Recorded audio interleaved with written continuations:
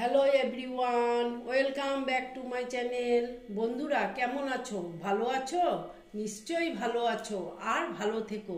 চলে এসো, আজকে আমি তোমাদেরকে একটা রেসিপি দেখাবো, সেটা হচ্ছে মাছ দিয়ে। বন্ধুরা, আমি চিতল মাছের রেসিপি দেখাবো। এই দেখো, 4টে আমি মাছ কেটে ধুয়ে নুন হলুদ মেখে রেখেছি। হ্যাঁ, এবার আমি এটা ভেজে নেব। দেখো, কড়াতে তেল দিয়ে দিচ্ছি।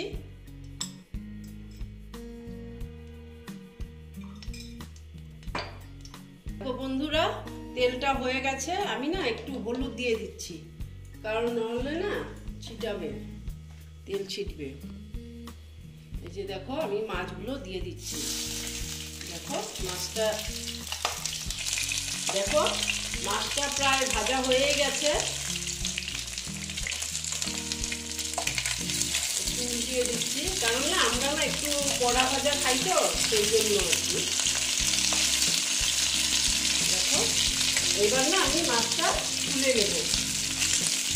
দেখো, আমি মাছটা তুলে নিচ্ছি।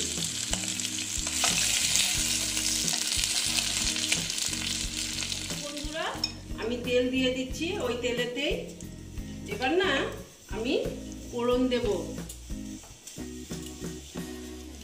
দেখো, তেজপাতা দিয়ে দিলাম, গরম মশলা দিয়ে দিলাম, শুকনো লঙ্কা দিয়ে দিলাম, তারপরে দিয়ে দিচ্ছি জিরে, গোটা জিরে দিয়ে অল্প এটা ভেজে নেব।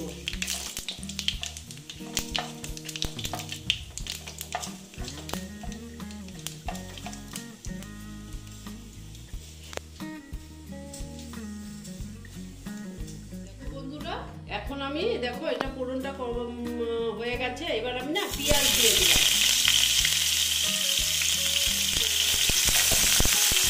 পেঁয়াজটা অল্প ভেজে নিচ্ছি।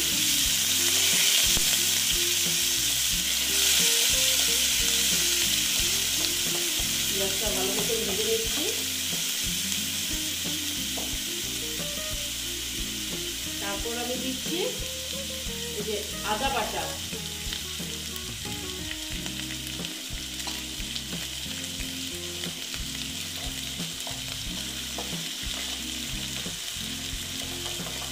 দেখো, আমি ভালো মতন ভেজে নিচ্ছি, তা না হলে গন্ধ করবে।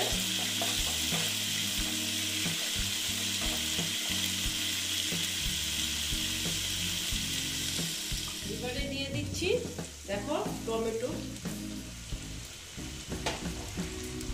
দিয়ে এটা আবার দেখো বন্ধুরা, এটা হতে থাক। এবার আমি তোমাদেরকে একটা মশলা বানানো দেখাচ্ছি। দেখো, আমি ধনের গুঁড়ো 1 চা চামচ নিয়ে নিলাম। তারপরে দিচ্ছি জিরের গুঁড়ো,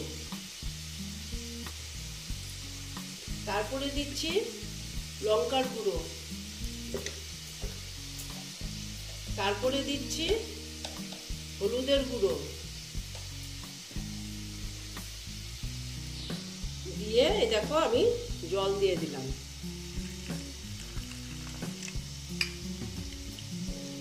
দেখো, জল দিয়ে একটা পেস্ট তৈরি করে নিলাম।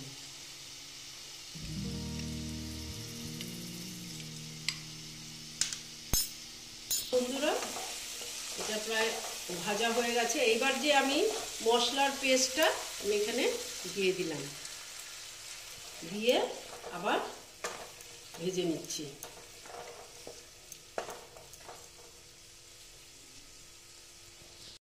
দেখো বন্ধুরা,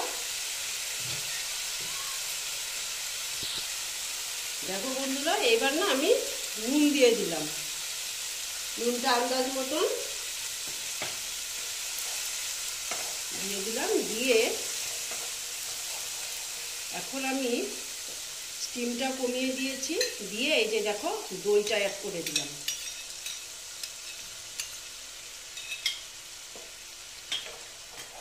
অ্যাড করে দইটাকে ভালো মতন মশলার সঙ্গে মিশিয়ে নেব।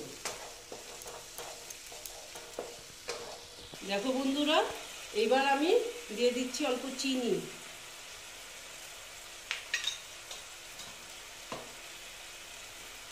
চিনি দিয়ে আবার এটাকে ভালো মতন আবার কষিয়ে নিচ্ছি।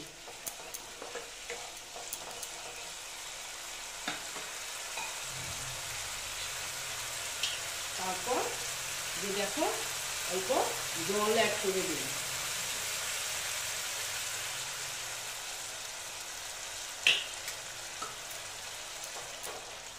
জল অ্যাড করে দিলাম।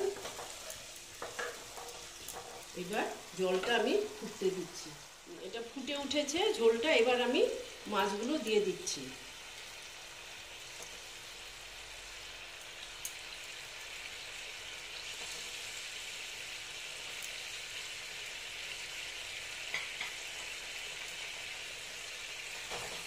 মাছগুলো দিয়ে একটু স্টিমটা কমিয়ে আমি না অল্প ঢেকে দিচ্ছি।